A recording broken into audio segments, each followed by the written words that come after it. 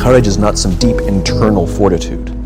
You don't dig down deep and find the courage. When you feel that someone has your back, when you know that the day that you admit you can't do it, someone will be there and say, I got you. You can do this. That's what gives you the courage to do the difficult thing. Courage is external. Our courage comes from the support we feel from others.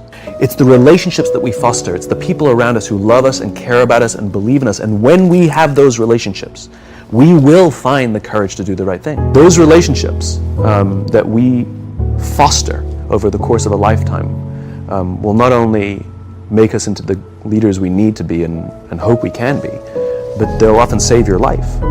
They'll save you from depression. They'll save you from giving up when someone just says, I love you, and I will follow you no matter what. It's very easy to measure revenues and profits and market share. How do you measure leadership? How do you measure it? That's going to be one of my questions. How do you measure trust? You know, they lack good metrics.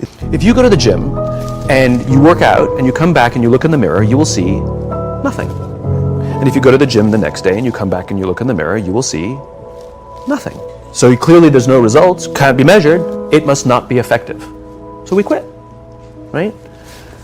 Or if you fundamentally believe that this is the right course of action and you stick with it, you can screw it up. You can eat chocolate cake one day, you can skip a day or two. You know, it allows for that. But if you stick with it consistently, I'm not exactly sure what day, but I know you'll start getting into shape. I know it. These things are measurable, just not in the short term. In an ultra speedy, algorithmic world that we live in, what gets measured gets done. But it's not that it doesn't exist, it's that it's much easier to prove over time. It's not about the events, it's not about intensity, it's about consistency. Going to the gym for 9 hours does not get you into shape. Working out every day for 20 minutes gets you into shape. You have to brush your teeth every day for 2 minutes. What does brushing your teeth twice a day for 2 minutes do? Nothing. Unless you do it every day, twice a day for 2 minutes. Right? It's the consistency. So the problem is we treat leadership with intensity.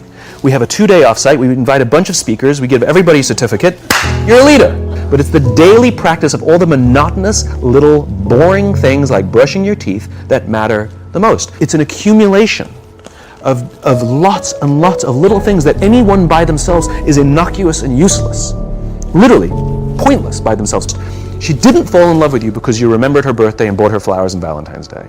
She fell in love with you because when you woke up in the morning, you said good morning to her before you checked your phone. She fell in love with you because when you had an amazing day at work and she came home and she had a terrible day at work, you didn't say, yeah, but let me tell you about my day. You sat and listened to her awful day and you didn't say a thing about your amazing day. This is why she fell in love with you. Leadership is exactly the same. There's no event. There's no thing I can tell you you have to do that your people will trust you. It just doesn't work that way. It's those little innocuous things that you do that people will say, I love my job. Not I like my job. I love my job means I don't want to work anywhere else. I don't care how much somebody else is willing to pay me. I'm devoted to the people here and I care desperately about the people here as if they were my family.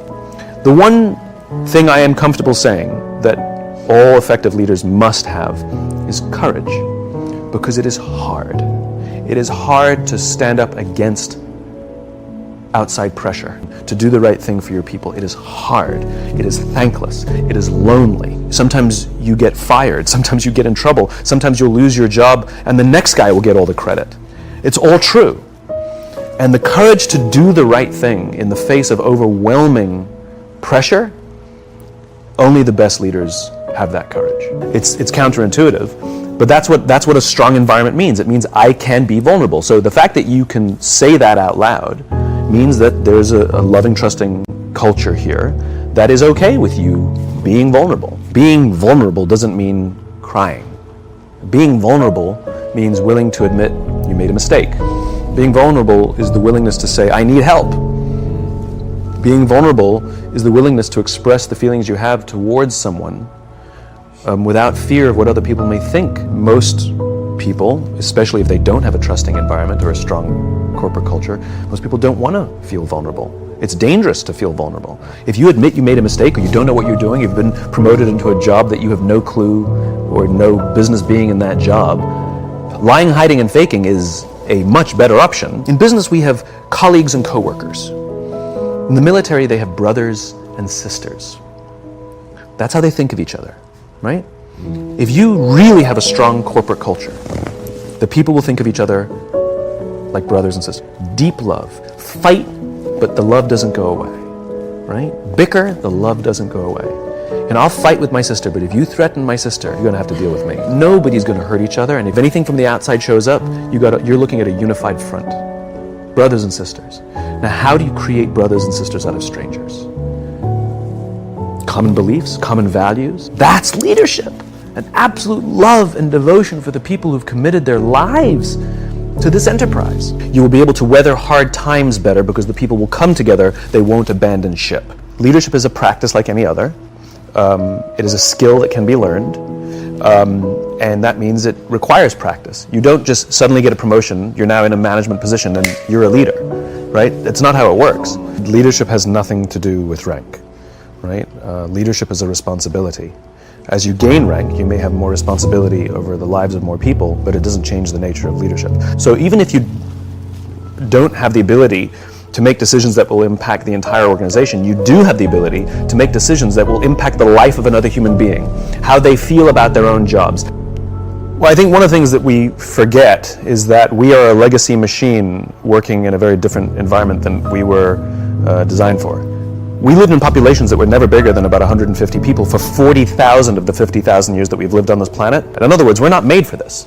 Which means all the rules of being human are exactly the same as they used to be when we were living in populations of about 150. Our very survival depends on our ability to cooperate and trust with the people that we live or work with. The fact of the matter is we are social animals, and we respond to the environments we're in, always. You can take a good person and put them in a bad environment, and that person will do bad things.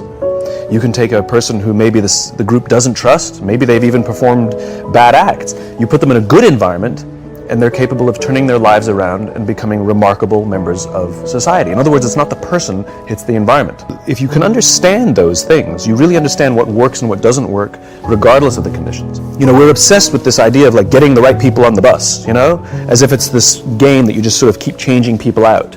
You know, some sort of mix and match or something. But we never ask which bus and who's driving the bus. Leaders think that they're responsible for the results. There's not a leader on the planet that is responsible for the results. A leader is responsible for the people who are responsible for the results. And if you take care of that, take care of the people, take care of the environment, things go just fine. Everybody talks about the importance of culture, but nobody seems to be focused on building it. I've never met a CEO in my life who doesn't think people are important, and yet every day they're making decisions that prioritize a number over a person. I know many, many people who sit at the highest levels of organizations who are not leaders.